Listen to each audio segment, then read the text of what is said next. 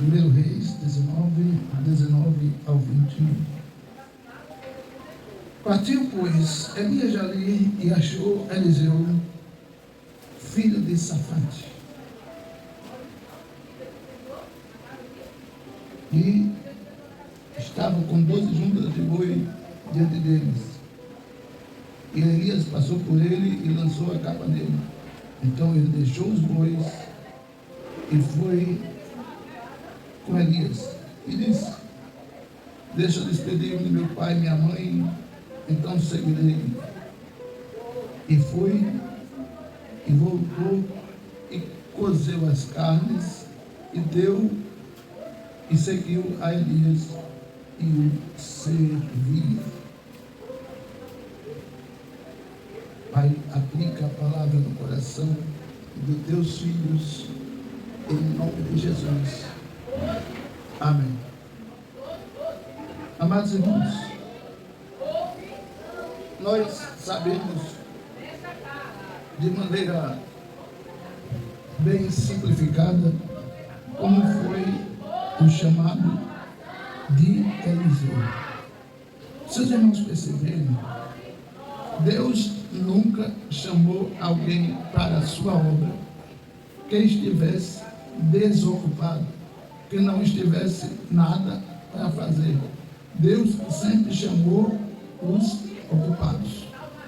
Agora, por que Jesus, Deus, quando chamou para a sua obra, Elias, Davi, Samuel e outros, os discípulos, ele só chamou quem estava ocupado? Porque a resposta é simples, José Pedro. Jesus não gosta, Deus não gosta de preguiçoso. Por isso que Deus só chama os ocupados. Deus chama até hoje pessoas que estão ocupados, que gostam de trabalhar.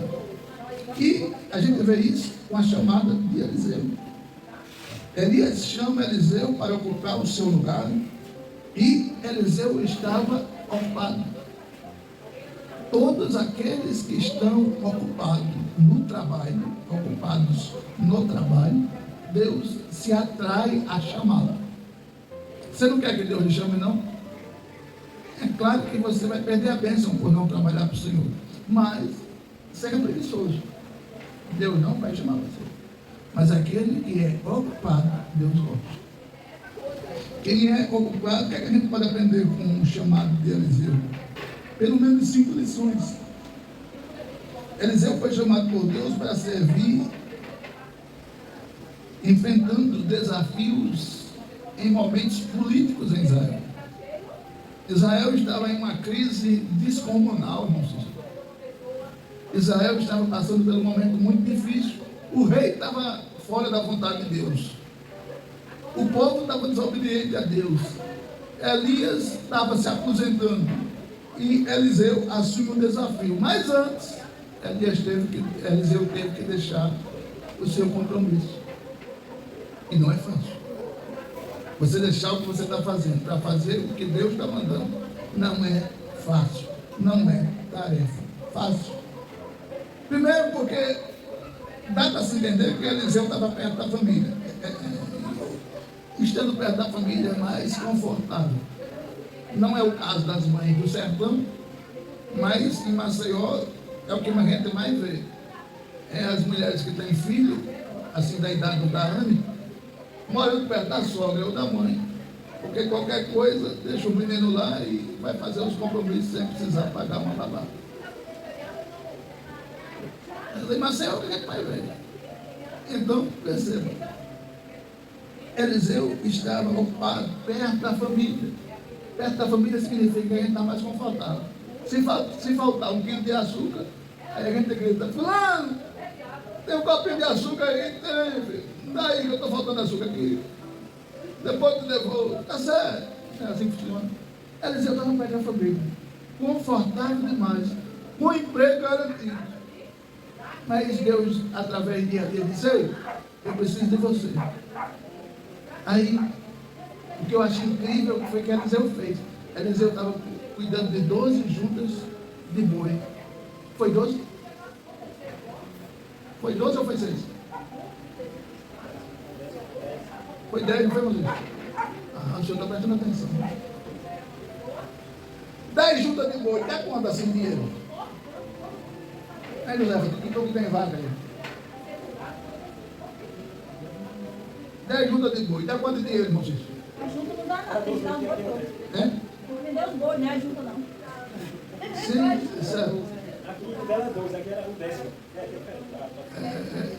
Vamos dizer que foi 10. Quanto dá 10 boi de dinheiro? Não pode vender a junta, agora tem que chamar o Dá cabeça. 30, Né? dá 30 mil? Quando vai vender sua junta, tem que vender boi todo. Eliseu, na hora, abriu mão de 30 mil reais, né? E aí, Vanessa, é fácil? Abriu mão de 30 mil reais para dizer, vou trabalhar para Jesus. É fácil não, filho. Irmão, não se espera o preço bom, é 30 mil. Foi até baratinho. Mas para mim, 30 mil hoje é um dinheiro também. Eliseu abriu mão na hora. Deixe só me despedir do meu pai e da minha mãe. Sabe por que ele resolveu se despedir do pai e da mãe? Porque ele não sabia se ia ver o pai e a mãe de novo. Talvez se fosse eu. Peraí, Eliseu, vamos conversar. Tá certo, eu vou atender o chamado que Deus está mandando você me chamar. Mas peraí, quando é que eu vou voltar para ver a minha mãe? Ah, eu não sei não. Você pode até não voltar mais não, porque não procura outra aí que eu. Mas Eliseu tinha certeza do chamado de Deus na vida dele. Você sabia que você precisa saber qual o chamado de Deus na sua vida? Pastor, eu acho que o meu chamado é louvor, eu acho que o meu chamado é evangelismo, eu acho que o meu chamado é pregar, eu acho que o meu chamado é alguma coisa. Você precisa descobrir qual o seu chamado.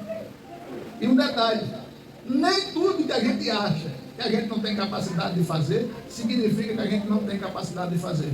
Eu conheço uma irmã chamada Tânia, não sei se vocês conhecem, Tânia Maria dos Santos. Ela disse que jamais tomava conta de criança, jamais tomaria conta de criança. E se eu não me engano, eu estou ouvindo a voz dela aqui, tomando conta de criança. Aí eu perguntava, por que você nunca vai tomar conta de criança? Porque eu não tenho capacidade para isso, eu não tenho paciência, eu não nasci para isso. Para tomar conta, eu mal tomei conta dos meus filhos, quanto mais tomar conta dos filhos dos outros, eu não. Aí Jesus disse, não, mas quem sabe sou eu, não? Então, nem tudo aquilo que você diz que não é para fazer, que você não vai fazer, que você não sabe fazer, significa que Deus concorda com você. Entendeu? Eliseu abriu mão dos bois. E disse, deixa só eu despedir. Eu imagino, o seu Francisco, o coronel, eu imagino que Eliseu olhava para a mãe dele e disse, mãe, um abraço, um beijo. Ô meu filho, vai para onde? Eu vou acompanhar Elias. E quando é que vai voltar? Não sei. E quando é que eu vou lhe ver? A senhora pode até não me ver mais. Mas como assim? É o chamado de Deus. Me explique direito, eu nem sei explicar, como é que eu vou te explicar? Eu não sei nem para mim como é que eu vou saber para você. O chamado de Deus não tem explicação. Elias tocou em Eliseu. Ele despediu-se do pai e da mãe e seguiu a Elias. Aí a Bíblia diz que Eliseu nos ensina a ter fé e acreditar no chamado divino. Será que Eliseu não pensou assim? Eu não estou capacitado. Olha, meus irmãos, você quer ver alguém humilde? Toda vez que você chamar alguém para fazer algo, você vê logo a humildade dele. Quando ele diz assim, pastor, eu até desejo fazer, mas eu não sei se eu consigo. Mas a gente vai orar e a gente vai lhe capacitar. Aí então ore, porque se depender da minha capacidade, eu não sei. Ninguém aqui nunca nasceu capaz de fazer nada. Quem já nasceu falando? A gente aprendeu a falar porque a gente ouviu alguém. Quem já nasceu andando? A gente levou tanta queda para aprender a andar. Eu acho que o motivo da minha cabeça grande é tanta pancada que eu levei para cada queda. Eu levei cada queda para andar de bicicleta. Homem, pelo amor de Deus, foi muita queda. Ficava mais cheio de roncha do que bandido depois de sair da delegacia. Levei muita queda, meu Deus. A gente não nasce sabendo, a gente não sabe de nada. Mas quando Deus quer chamar, Ele vai, vem cá, eu vou te capacitar, eu vou encher você, eu vou colocar você no lugar que eu quero que você fique. Agora, primeiro, eu vou te capacitar. Sabe por que Deus capacita você e a mim? Para a gente não achar que é a gente que sabe, que é a gente que é, que é a gente que faz, que a gente é o tanto. Eu jamais vou dizer assim, se eu não for, não tem culto. De jeito nenhum. Se Jesus não vier, não tem culto. Se Jesus não vier, não tem culto, não. Você tem a mesma importância na igreja que eu. Eu não sou melhor que você não é melhor que eu. Todos nós temos capacidade de fazer alguma coisa. Quer um exemplo? Mas você sabe falar no microfone? Sei. Agora me manda espanar esse telhado aqui para ver se eu consigo. Então, cada um tem uma utilidade para fazer. Você tem um chamado na casa de Deus. Eu sempre dizia na igreja que eu era pastor em Maceió, que crente não é prego, irmão. Crente não é prego. Como assim? Crente prego é que é batido no banco e fica ali até morrer. Até o banco se acabar, até a madeira torar, o prego está lá. A gente não é prego, todos nós temos uma função na casa de Deus. Eliseu tinha um chamado. Entre os feitos que podemos destacar de Eliseu, um deles é a cura de um grande homem do exército da Síria. Você vai lembrar da história de Naamã. Naamã era um camarada leproso. Você sabe o que é lepra? José Roberto? Sabe? Eu penso, né, que não é, sabe, por assim. Isso. Mas a lepra desse tempo aqui era um negócio tão feio. Imagina a pele da pessoa apodrecendo a ponto dele dormir com a orelha e acordar com a orelha colada no travesseiro, porque caiu.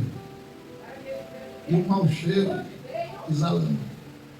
Imagina você ver o seu dedo caindo e a carne apodrecendo, pouco a pouco, pouco a pouco, pouco a pouco.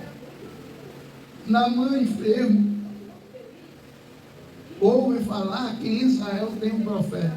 Quem é o nome dele? O ex-criador de boi, chamado Eliseu. E agora, manda chamar Eliseu, rapaz. Aí Naamã vai com o camelo, cercado de empregados. Quem tinha lepra na época só andava assim, todo embrulhado. Diz a história que eles usavam mantas, 3, 4 mantas, uma em cima da outra, para o pus das carnes podres não vazar e sujar a roupa. Agora tu imagina o cheiro desse camarada. E ele era general do exército da Síria. Aí ele chega na casa de Eliseu e diz: eu soube que o Deus de Israel cura. Aí Eliseu não sai nem de dentro de casa e diz para ele: olha, vai lá, dá 7 mergulhos no Rio Jordão. Aí Naamã fica bravo. Isso não é possível.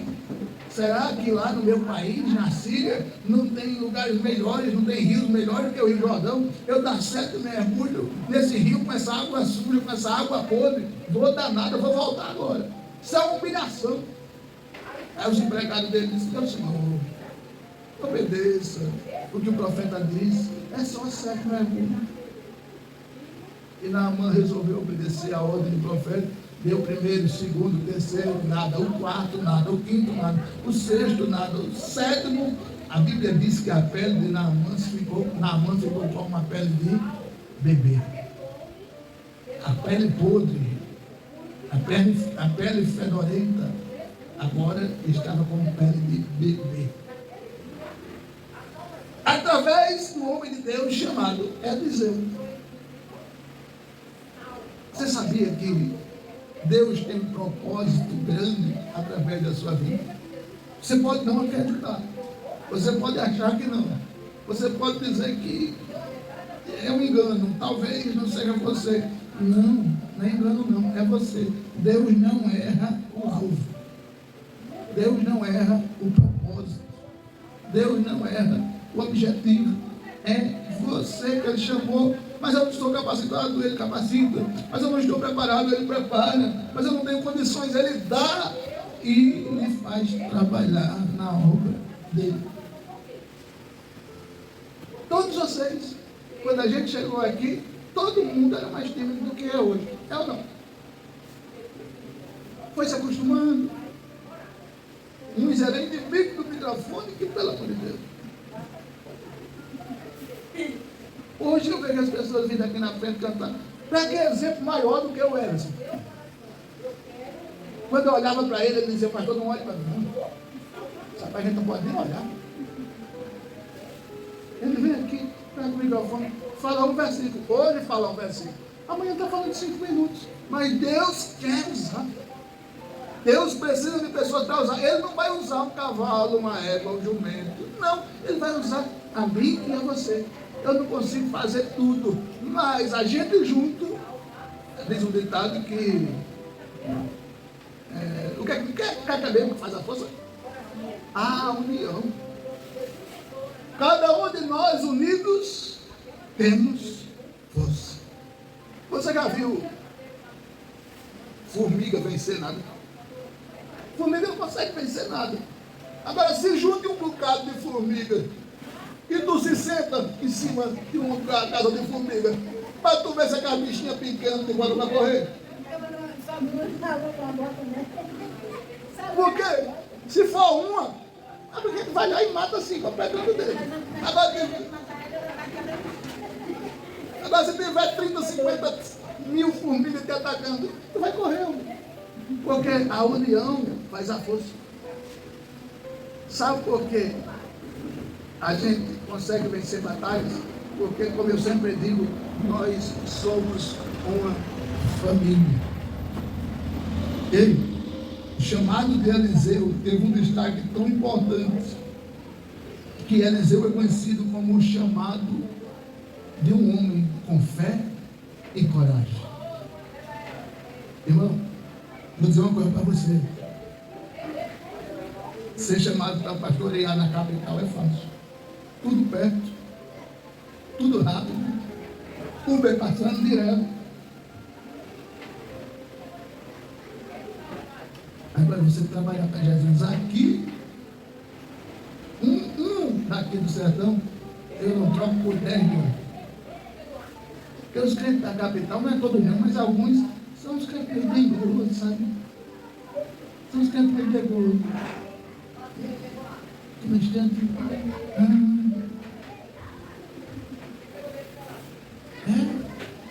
às vezes tem uns que me ligam, só Jesus na cara. Pastor, pelo amor de Deus, estou passando um momento difícil. O que foi? Eu estou com a mim gravada. Dá vontade de dizer, eu estou sem uma perna. Deus não chama crente medroso. Você sabia que quando eu estou querendo meio que ficar meio bambo na fé, a minha esposa diz, eu não casei com esse ruim, não. Casei com um ruim corajoso, ousado. Aí quando ela está meio bamba na fé, eu digo,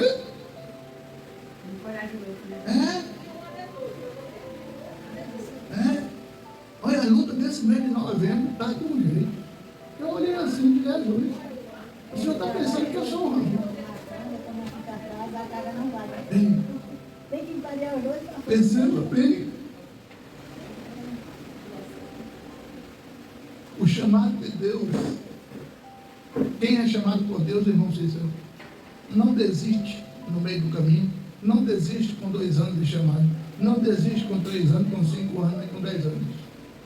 Quer um exemplo? Quem é policial? Quando se aposenta, deixa de ser? Não, né? Ele é policial, aposentado, mas é policial.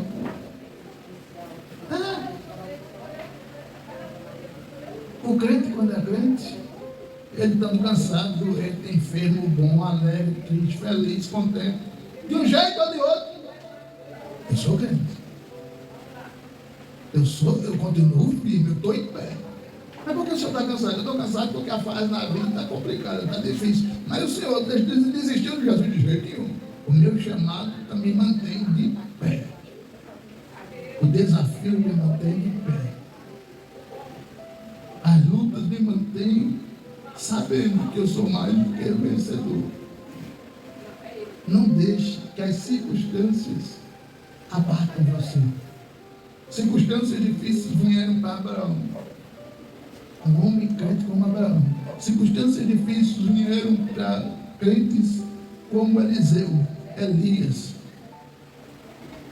Circunstâncias difíceis vieram para crentes como Jó.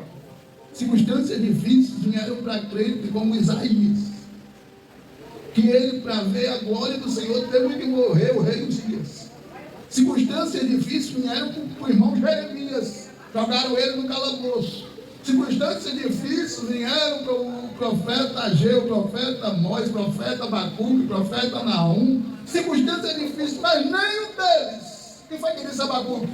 Ainda que a figueira não floresça, ainda que não haja fruto na vide, o produto da oliveira minta, nos currais não haja vaca e nos campos não tenha mantimento, todavia eu faço o quê? Eu vou desistir de tudo, né? Não, eu me alegrarei no Senhor e exultarei em Deus da minha salvação. Crente não desiste, pode fazer cara feia, pode perseguir, pode caluniar, pode falar mal, pode fazer o que for. Crente não desiste. Não. Crente não desiste. Nós somos feitos à prova de lutas. O colete é feito à prova de bala. O crente é feito à prova de lutas. Pastor, eu não aguentei, estou meio frio na igreja. Por quê, irmão? Porque logo a pessoa que eu mais gosto me caluniou. Quem caluniou José foi os vizinhos. Quem entregou Jesus foi algum desconhecido. Quem perseguiu Davi foi algum primo dele. Quem perseguiu Davi foi o filho. Quem entregou Jesus foi um discípulo. E Jesus tinha maior confiança nele, porque ele era o tesoureiro. Entregou ele, ainda mais dando um beijo. Quem entregou José foi os próprios irmãos. Quem matou Abel foi Caim, seu irmão. A perseguição, a decepção, a angústia, a calúnia, ela não vem de longe não, filho, ela vem de perto. Ela vem de quem convive com a gente. E a decepção, ela só dói muito, só machuca muito, só é terrivelmente dolorida, porque a gente sempre, o ataque sempre vem de quem a gente não espera. Você sabia que eu ando prevenido para levar uma pancada mais de quem convive comigo do que quem é comigo? Porque quem não convive comigo? Mas quem convive? Uma esposa, um marido que é traído, a traição dói tanto por quê? Porque é quem convive com você debaixo do mesmo teto, 24 horas por dia.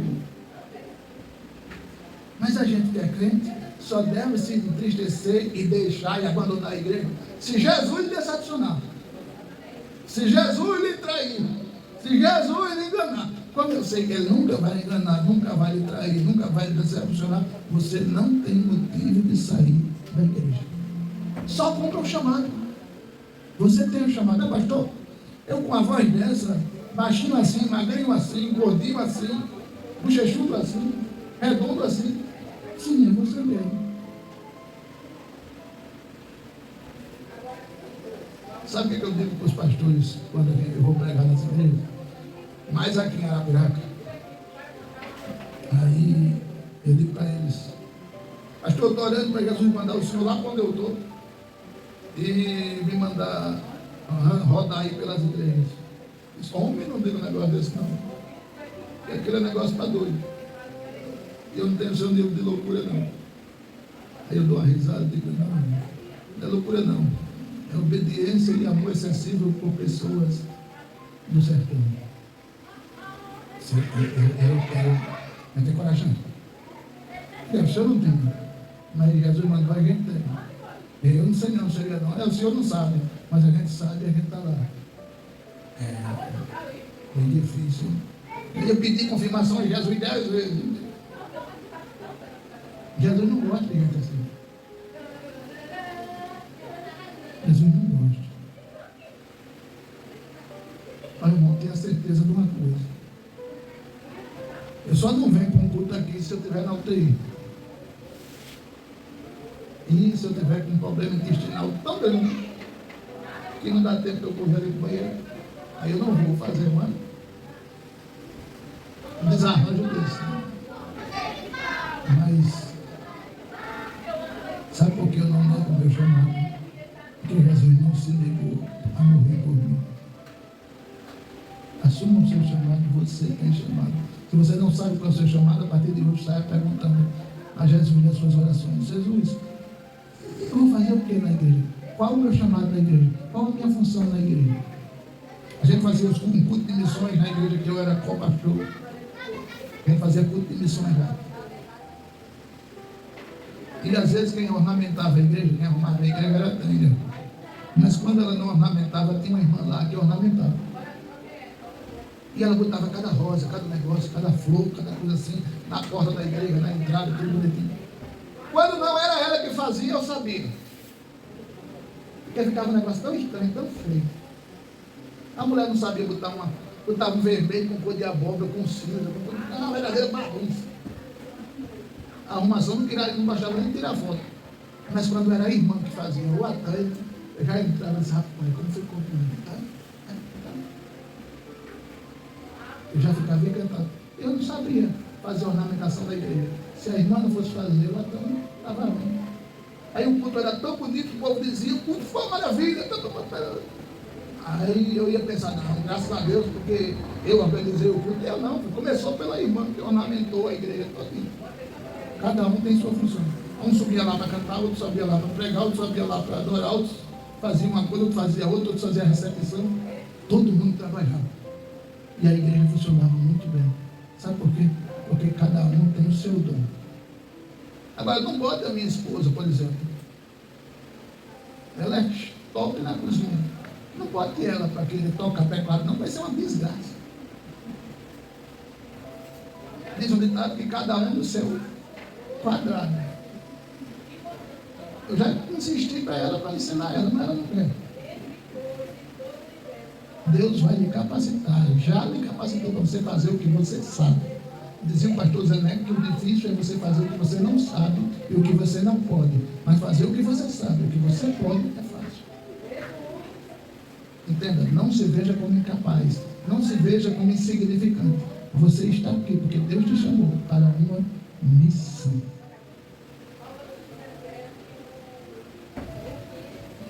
Que os irmãos entendam isso e vejam que você tem um chamado.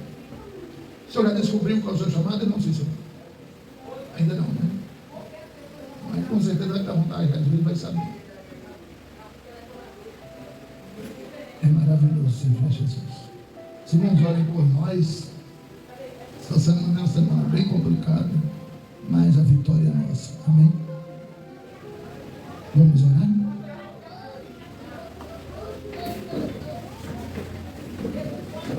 Anny, obrigado por ter vindo. Clara, obrigado por ter vindo. Cícera, obrigado por ter vindo. Seu Francisco, obrigado por ter vindo. O coronel, o irmão Cícero, a irmã Ana. Se dependesse de mim, o senhor cantava todo o culto. Essa dupla aí. O irmão Cícero canta, mas de vez em quando foge. A irmã Ana canta, foge. A Anny canta, foge. Foge não. Meus irmãos, vamos orar. Senhor, obrigado pelo privilégio de te servir.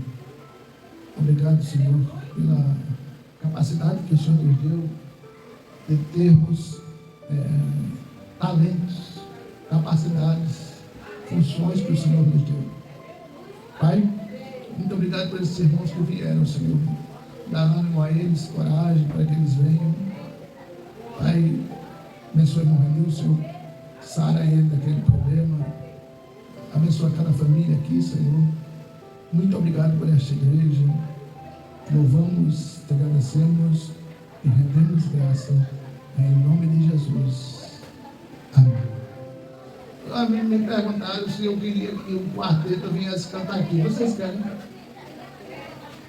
Um quarteto. Um quarteto é 4 pessoas cantando ao mesmo tempo. Vocês querem? Ou é melhor a gente cancelar? Amém para cancelar? Amém. Pelo amor de Deus, a graça do Senhor Jesus, a Deus consolações do Espírito Santo, continue na sua vida, na sua casa, na sua família, no seu endereço, de onde você for, para onde você vier, onde você chegar, em qualquer direção e situação, que o Senhor seja contigo em nome de Jesus. E você diz: Deus abençoe. Terça-feira é quarta, meu Deus. Quarta-feira estaremos aqui. Ô José, foi bom ou foi ruim o dia de terça-feira? Foi bom? Foi bom. Terça-feira foi muito bom.